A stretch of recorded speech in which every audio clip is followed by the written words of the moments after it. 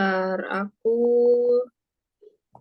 coba tunjukin proses translasi dulu ya, biar kalian kebayang.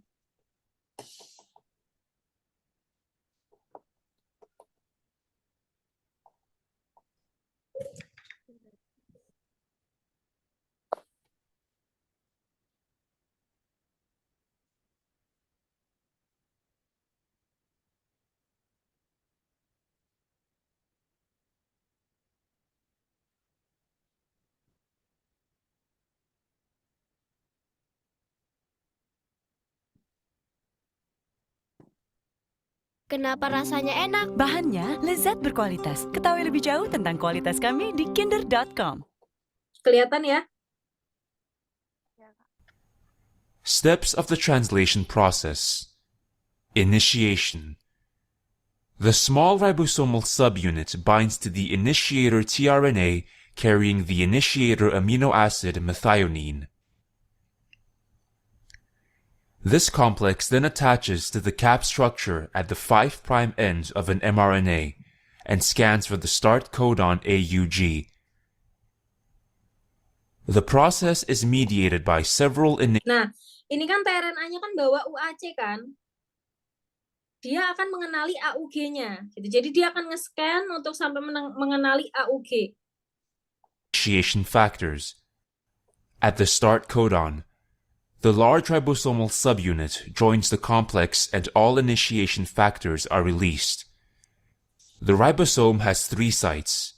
The A site is the entry site for new tRNA charged with amino acid or aminoacyl tRNA. The P site is occupied by peptidyl tRNA, the tRNA that carries the growing polypeptide chain. The E site is the exit site for the tRNA after it is done delivering the amino acid. The initiator tRNA is positioned in the P site. Elongation. A new tRNA carrying an amino acid enters the A site of the ribosome. On the ribosome, the anticodon of the incoming tRNA is matched against the mRNA codon positioned in the A site. During this proofreading, tRNA with incorrect anticodons are rejected and replaced by new tRNA. Nah, ini kan UGG, ini kan mRNA-nya UUU. Nah, kalau misalnya yang datang itu tRNA yang membawa antikodon yang nggak cocok sama mRNA-nya, bukan komplemennya, bukan pasangannya. UUU kan harusnya apa pasangannya? AAA. Nah, AAA kan, berarti ya harus tRNA yang AAA, yang nempel di situ. Again checked. When the right aminoacyl tRNA enters the A site, a peptide bond is made between the two now adjacent amino acids. As the peptide bond is formed, the tRNA in the P site releases the amino acids onto the tRNA in the A site and becomes empty. At the same time, the ribosome moves one triplet forward on the mRNA. As a result, the empty tRNA is now in the E site, and the peptidyl tRNA is in the P site. The A site is now unoccupied and is ready to accept a new tRNA. The cycle is repeated for each codon on the mRNA.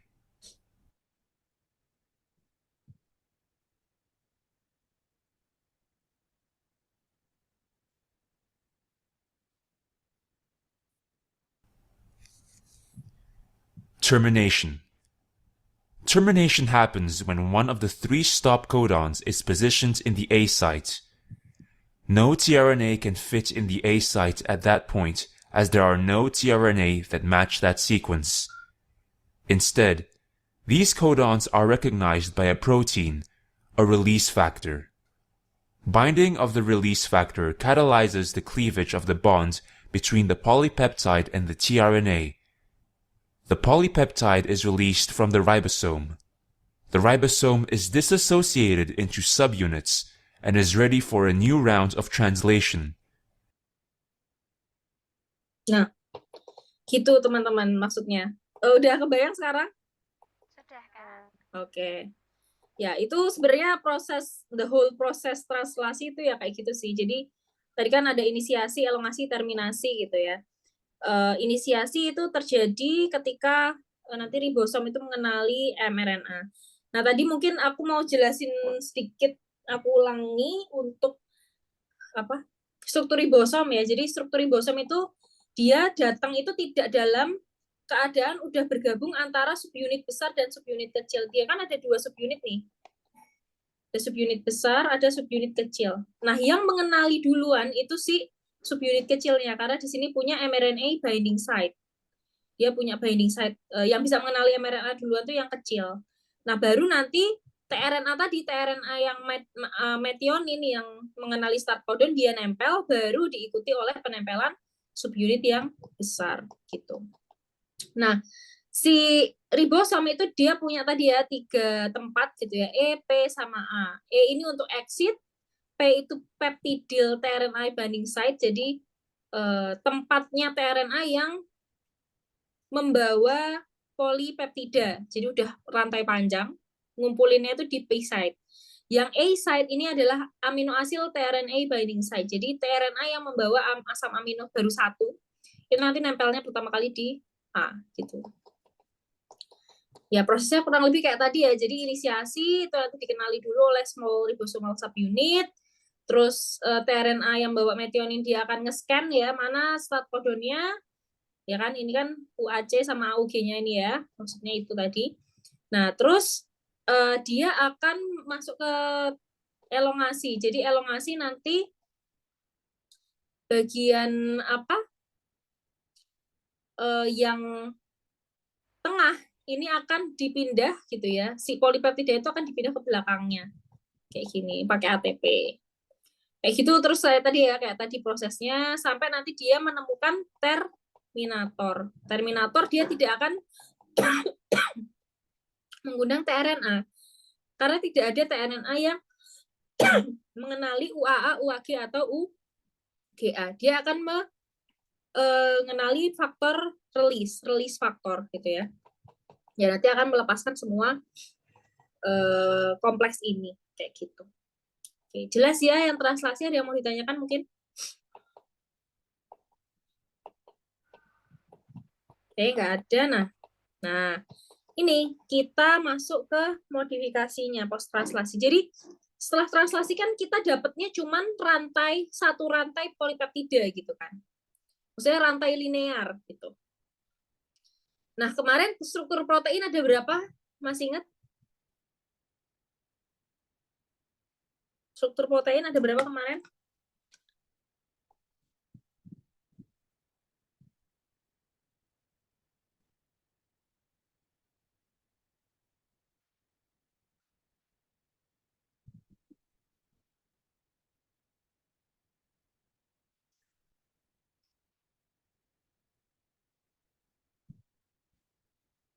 Ada yang ingat berapa? 4. 4 ya. 4. Nah, Iya. 4. Kita baru dapat struktur primernya dong kalau habis translasi ini. Gitu. Sehingga kita perlu melakukan adanya pelipatan protein. Nah, kemarin aku sempat jelasin kan pelipatan protein itu penting banget gitu. Karena kalau salah melipat itu bisa menyebabkan penyakit. Ada yang udah kemarin kan kalau nggak salah aku sempat punya pertanyaan ya. Apa hubungannya protein yang salah melipat dengan penyakit gitu. Ada yang udah nemu, ada yang udah coba cari mungkin tentang prion, penyakit yang disebabkan oleh prion. Prion itu ada protein yang salah melipat. Ada yang udah tahu, ada yang udah nyari. Halo? Ya? Suaranya kecil tapi. Ini coba ya. Prion itu menyebabkan berbagai penyakit Kak, kayak Heeh. kurus, Krabbe, Heeh. bovin, Heeh. fungiform, dan Heeh. lain-lain. Oke ya. Jenis protein ini kan bisa merusak protein yang lain kayak kalau ada protein yang sehat, dia itu bisa terkontaminasi oleh prion ini. Ya. Oke, betul ya. Jadi salah satu contohnya adalah kuru ya. Penyakit kuru itu cukup viral di masanya ya, karena itu pertama kalinya diketahui bahwa agen infeksius itu tidak hanya berupa bakteri atau virus gitu ya, atau jamur gitu, tapi ternyata protein pun bisa menjadi agen yang infeksius. Mungkin teman-teman ada yang udah baca juga bahwa sejarahnya kuru itu dia di Papua Nugini ya. Awalnya di yang makan itu, aku udah cerita belum ya? Belum, Kak. Belum ya, tapi udah baca ya tentang si kuru ini, bagaimana dia itu punya budaya yang aneh gitu ya, sehingga itu penyebarannya pertama kali di situ. Jadi memang menyebabkan adanya spongiform ya, brain spongiform disease, spongiform encephalopathy. Jadi otaknya itu jadi kayak sponge. Itu mirip dengan yang scrapie. Scrapie itu yang di domba. Kalau mad cow disease, sapi gila, itu di sapi, yaitu identik ya, penyakitnya tuh si ini tadi, spongiform encephalopathy, itu karena prion atau protein yang salah melipat. Nah, yang melipat protein itu namanya chaperone.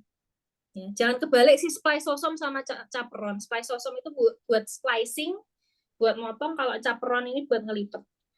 Jadi dia sebenarnya protein yang chaperone atau chaperone ini dia protein besar gitu ya, yang mirip magic jar bentuknya, terus kayak nanti akan polipeptida yang struktur primernya itu akan masuk ke situ dan ada reaksi kimia di dalamnya sehingga dia akan menjadi protein yang melipat dengan baik gitu.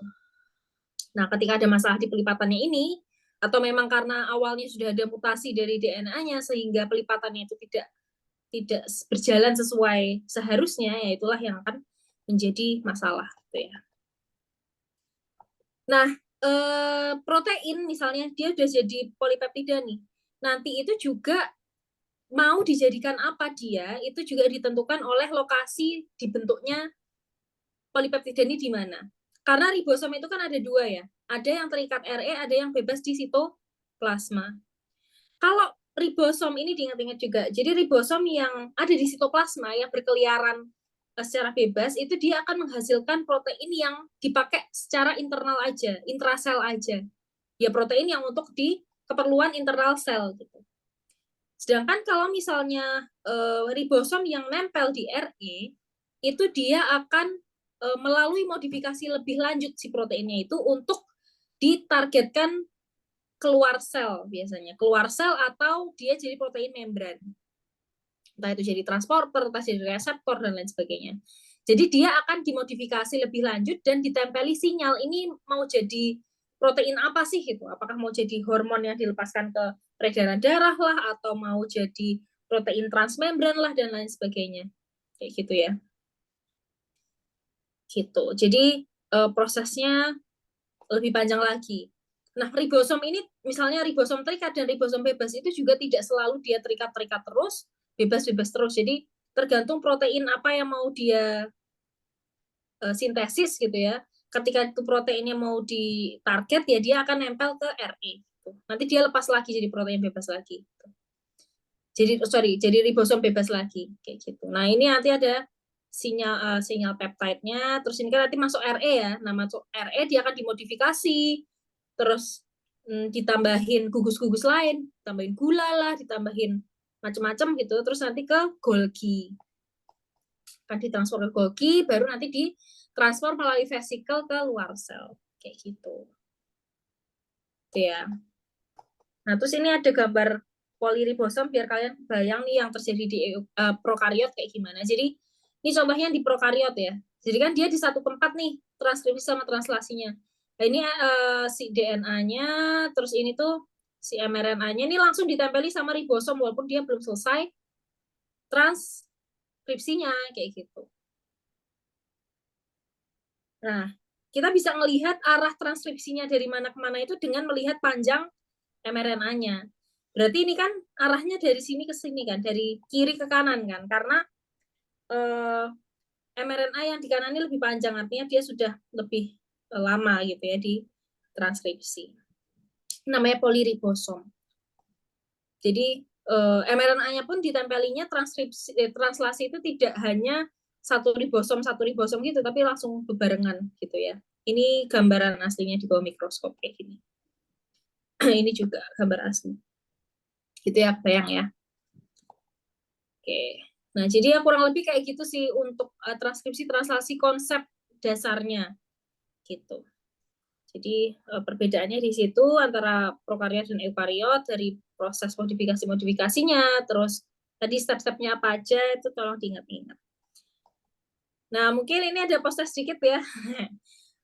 Bisa dikerjakan, terus nanti aku kirimkan file lewat Zoom ini.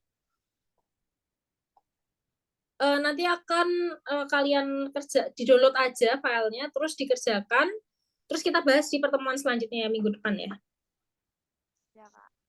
Oke, ini boleh dikerjain dulu sambil nunggu apa waktunya. Iya. Ayo. Aku kasih waktu 5 menit ya, terus nanti aku tanyain jawabannya.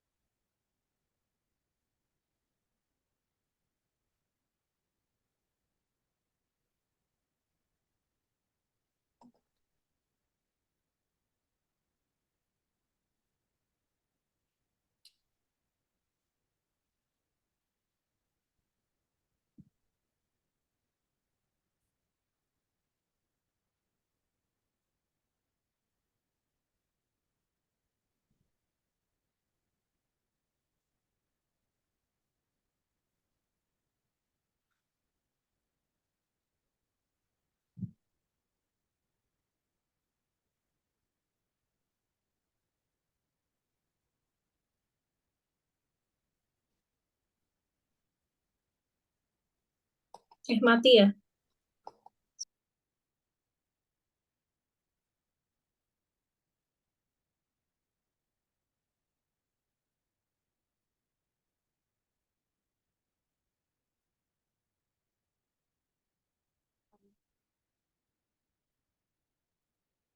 Soalnya hilang ya?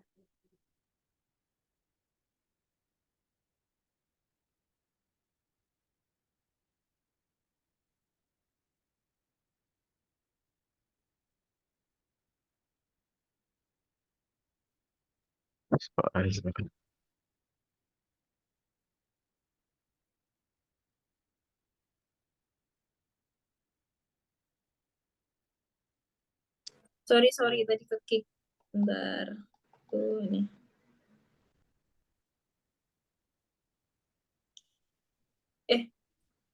Sekarang hostnya siapa ya? Yohana, tolong jadikan aku host dong. Iya, Kak. Yohana, Yohana.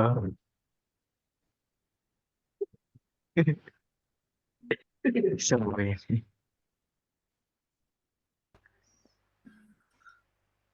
Sudah, Kak.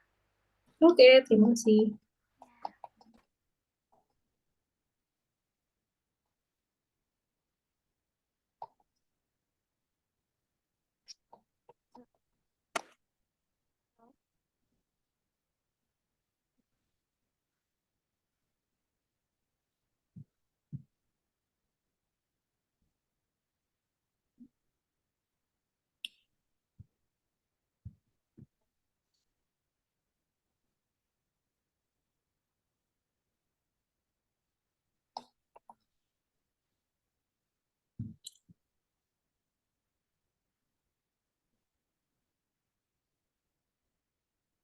Kak, minta tolong soalnya dimunculin lagi bisa nggak? Oh, hilang, Uh, hilang lagi. Bentar. iya. Hilang terus ya, bentar.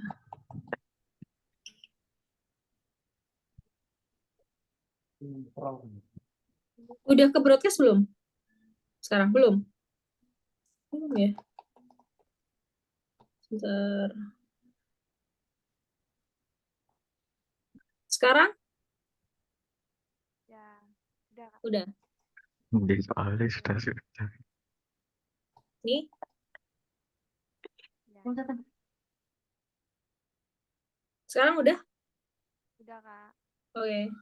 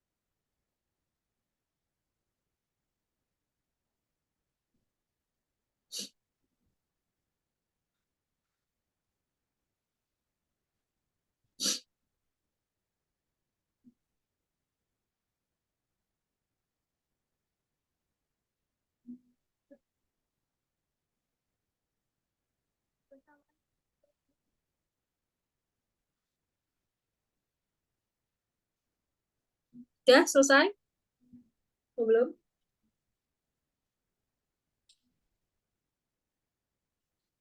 Nomor 1 ya.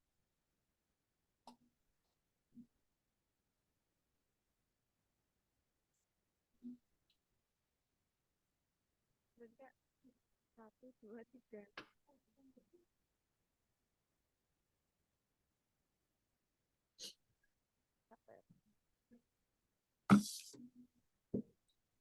Nomor 1 apa jawabannya? Dalam transkripsi eukariot, RNA polimerase yang tipe berapa? 2 dan 3. Transkripsi doang. RNA polimerase 2 ya. Kalau 3 tuh buat tRNA, ya kan? tRNA transplasi.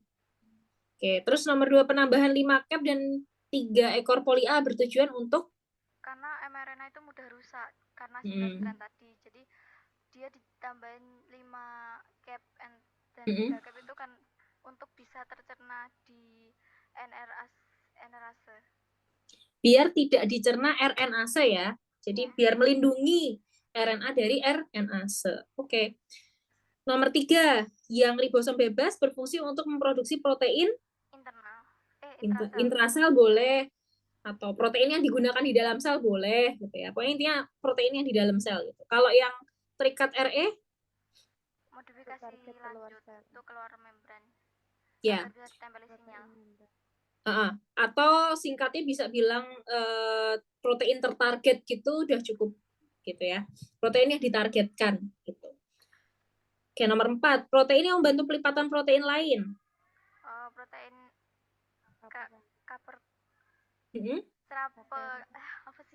Chaperonin. Ya. Chaperonin. Kalau yang untuk splicing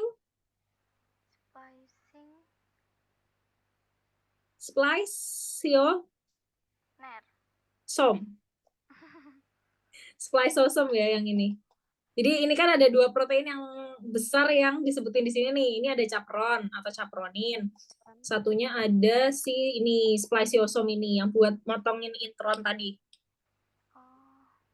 Itu spliceosome. Gitu ya. Splice untuk motong gitu kan. Splicing kan motong. Nomor terakhir nomor 5. Yang benar atau salah? Salah ya, karena dia harus ya ini terpisah oleh membran. Oke. Ini aku kirimin dulu ya, bentar jangan leave dulu, aku kirimin soal di chat. Nanti di-download dulu sebelum live. Iya, Kak. Ternyata dia filenya itu bentar. Atau kalian ada yang punya email nggak? Tulis aja dong email kalian di chat. Ada, Kak. Nanti Ada. biar aku kirim lewat email aja ya. Cek di email ya.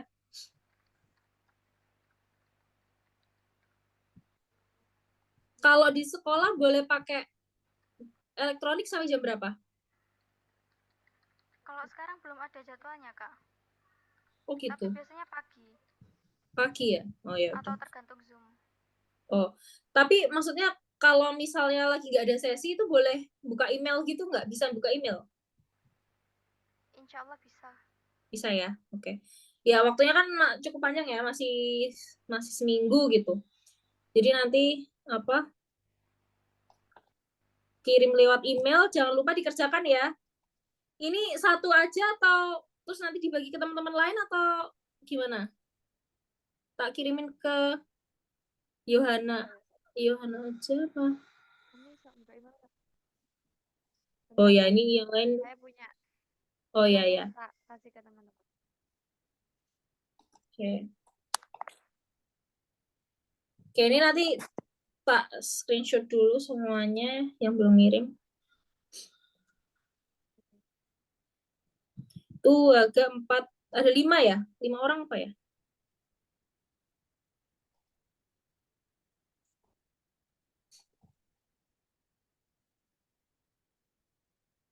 Oke, udah ngirim semua? Oke. Ya, nanti habis ini aku kirim email, bisa dicek ya habis ini ya. Oke, Kak. Oke.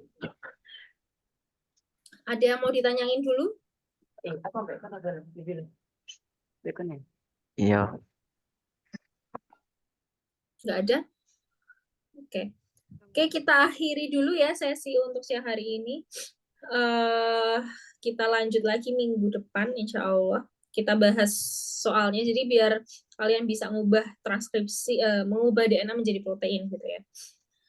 Oke, aku akhiri. Assalamualaikum warahmatullahi wabarakatuh. Waalaikumsalam warahmatullahi wabarakatuh. Kak. Oke. Oke. Makasih, Kak. Ya, Assalamualaikum.